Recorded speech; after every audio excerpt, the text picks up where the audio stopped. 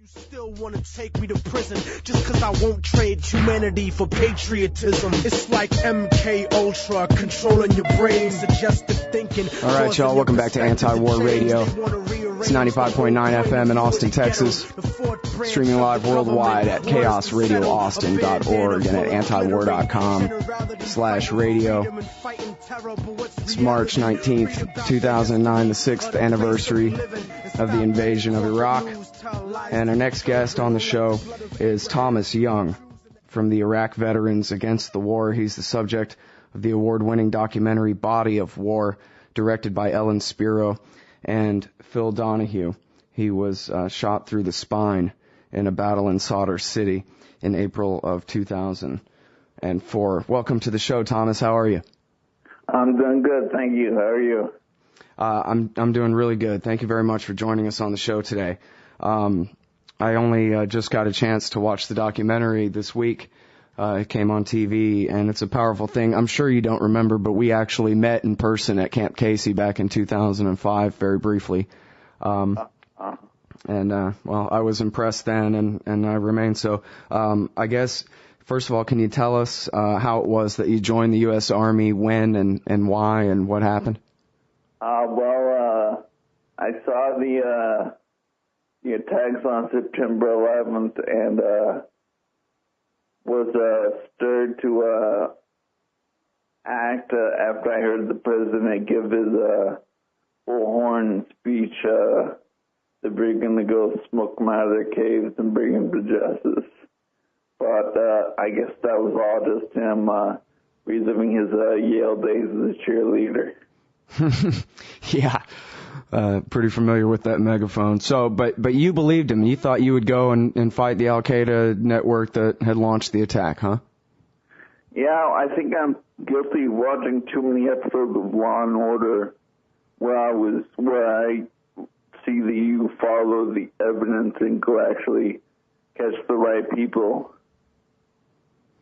And we were lied to, and on the way to Afghanistan, we took a sharp left and headed to Iraq instead.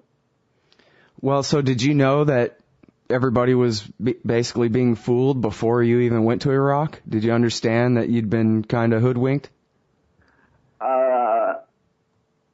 Not for a while.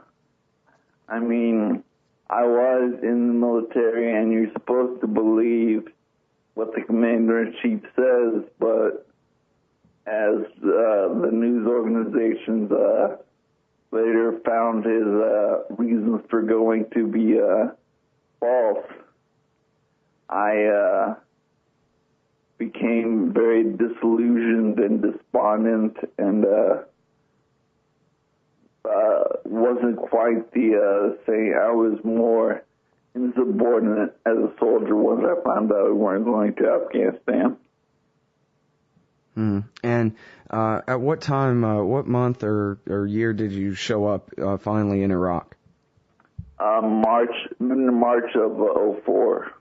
Oh, so really just a couple of weeks, a few weeks before you were injured. Right. I was only we spent 2 weeks in Kuwait waiting for our gear, and then I did a total of 5 days in Iraq before I got shot. Jeez. And can you tell us about that day in April?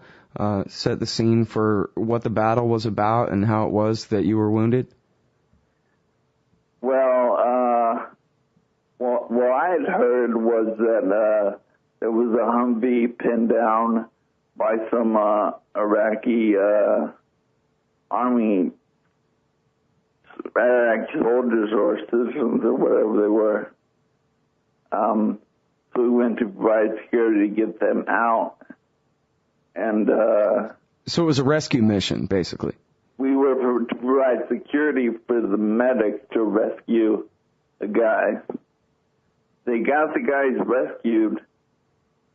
I thought that was the end of the mission, but apparently sometime during that day, we had shut down their newspapers. And so they were protesting peacefully. The problem was, Iraqi law states that every family can have one AK-47 per household. And and they were bringing these to the protest. And so the occupying force thought that this was going to be a violent protest. So we decided to all go towards that. And it was during that ride that there were rooftop gunmen just shooting at anything that looked American.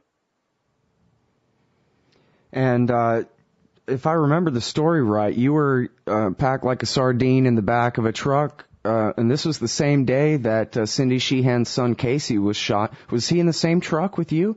Oh, no, he was we were in the same unit, but he was in a different company. Mm-hmm. But he was basically in the same situation as you, right? Kind of packed in the back of a open-air flatbed truck?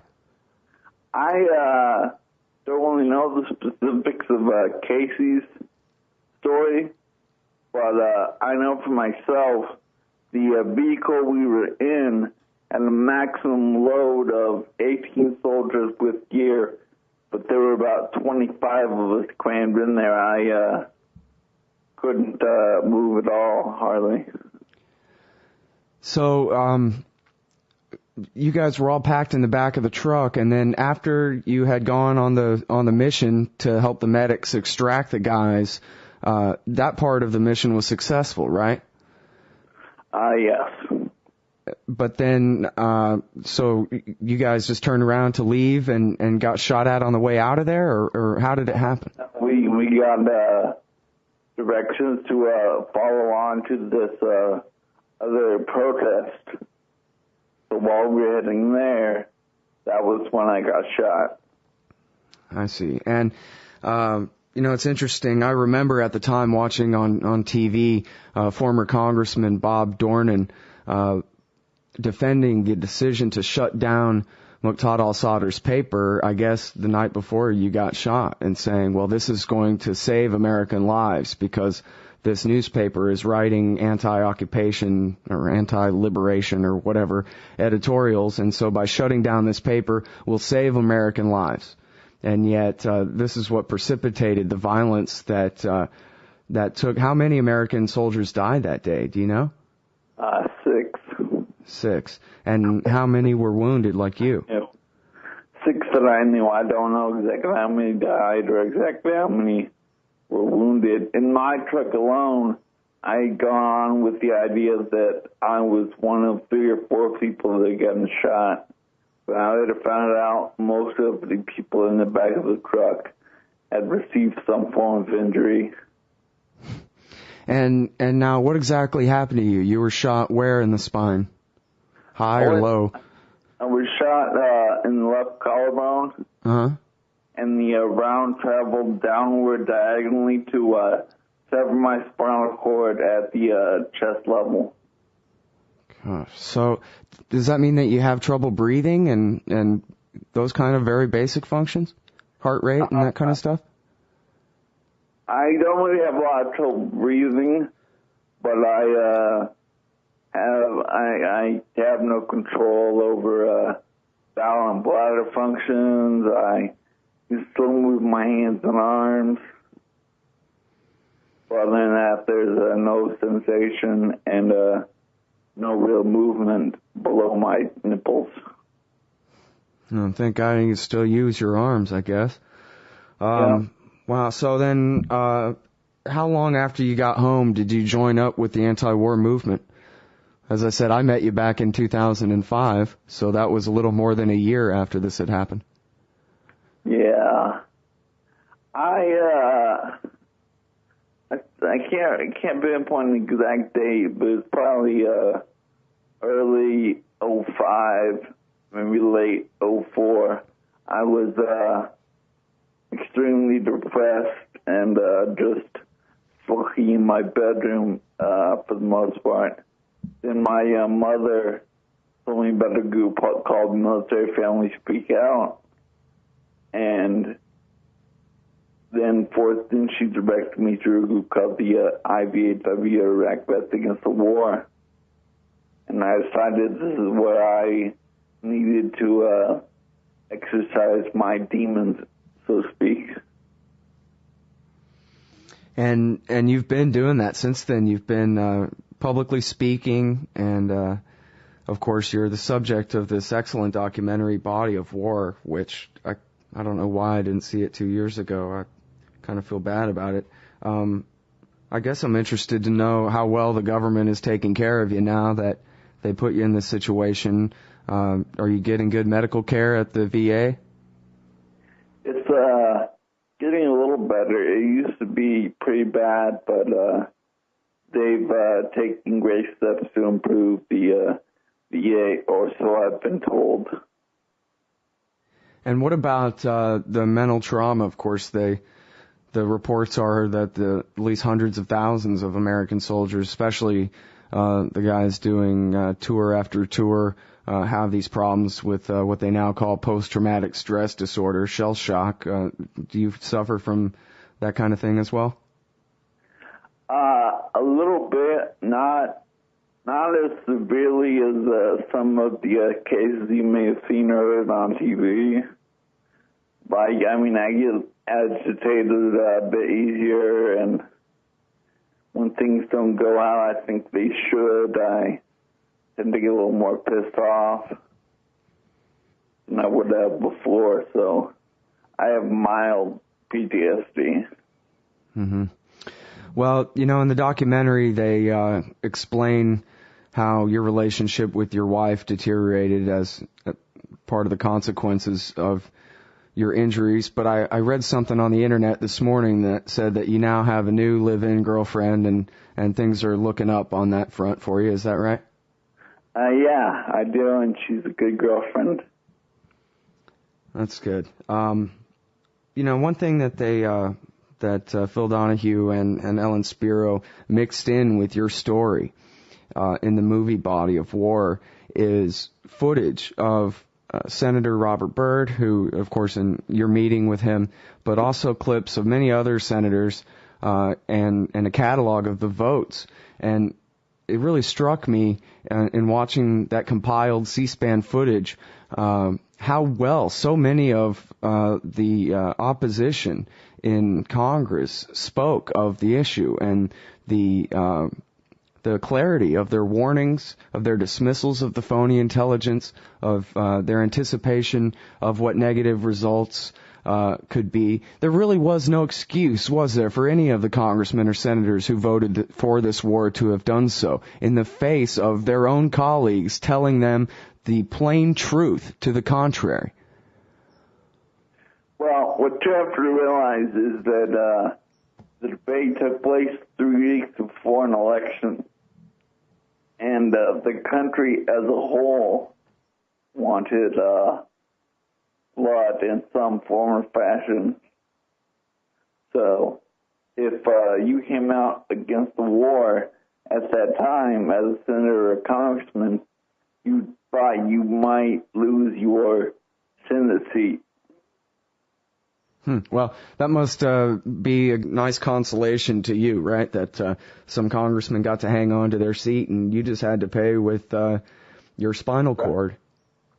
They get to keep working in their cushy offices, and 5,000 plus American soldiers dead. Yeah. And it's interesting too, you bring that up, that fear of losing their congressional seats. My favorite congressman, Dr. Ron Paul, is a Republican from Texas, and he voted against the war and still walked right back into his House seat because he had the courage of his convictions. And even though the people of his district favored the war and favored the president, they also knew that Ron Paul meant what he said and said what he meant, and so they sent him back to Congress anyway. Right. So maybe the rest of these congressmen didn't really have anything to fear but fear itself. Well, see, there was a Republican senator named Lincoln Chafee, voted against the war and didn't have a job anymore because he was a Republican who voted for the war. Voted against the war. Yeah, well, there are certainly examples both ways. And then, geez, they went after that one congressman who'd lost his arms and legs in Vietnam and put him on TV next to Osama bin Laden and Saddam Hussein to get rid of him. Forgot his name, I'm sorry. Yeah, it's Max Cleland. Right. Well, now tell me about your meeting with Senator Robert Byrd. He really did give a heroic speech on the Senate floor before this war, didn't he? Yes, he did. And what was it like meeting him? How did that go? It was a great experience. It was like I guess if I were in a fantasy type movie, it'd be like being the wise old wizard at the end of the movie. He was just within the first 5 minutes, I wanted to be my adoptive grandfather. He was just a very nice man, very compassionate about the things he believed in. And he was just an all-around great guy. Well, and so I guess tell me about your work with the Iraq Veterans Against the War. Are you still doing a speaking tour there? Yeah, in fact, tomorrow in Columbia, Missouri, at Mizzou, Saturday, actually, I will be giving a speech at a anti-war rally. And what can you tell people about Iraq Veterans Against the War in general? There may be some veterans listening. Well, we're a nonprofit group made up of both Democrats and Republicans, and we just want to end the occupations in both Afghanistan and Iraq, and we're just trying really hard through different actions and flyers and anything we can do to try to change public sentiment. Well, and there's a lot of kind of support between veterans. They're taking care of each other, right? Right. Because, I don't really know about this. I'm not a veteran myself, but I've read many times that veterans feel that citizens who have not been to war just cannot relate, and they just don't know. They feel like they just can't talk to people who aren't also veterans about the things they're going through, that kind of thing. So having something like Iraq Veterans Against the War and, Iraq Veterans for War and whatever, all those organizations, whatever the rest of them are called, that help these soldiers out with their personal problems when they get home, I think is, important to emphasize that those things are available to people. Yeah. Can you give some advice to young people listening? Chaos Radio in Austin has a pretty young audience, and there may be some people, who think that, never mind honor and glory and valor and all those things. That's all worn pretty thin, but at least, they'll make a man out of you and be all you can be and all that kind of great stuff. From the TV commercials, you'll get to play with remote control planes all day, that kind of stuff. Can you address those youngsters and what they might need to know about war that they might not know yet? The most important advice I can give to any young man or woman thinking about enlisting is to wait. The military is a very honorable place to be as long as it is used properly. Mm-hmm. So wait until what? The Iraq War's over, or? Yeah, wait till this ridiculousness has died down, and we're finally in a place where we're not fighting arbitrary wars and go back to defending the Constitution instead of trying to create democracies where democracy doesn't necessarily want to be. All right. Well, I can't tell you how much I appreciate you joining me on the 6th anniversary of the invasion of Iraq, Thomas. Thank you. All right, everybody. That's Tomas Young from Iraq Veterans Against the War. He's the subject of the award-winning documentary Body of War, directed by Ellen Spiro and Phil Donahue. And this is Anti-War Radio. We'll be right back.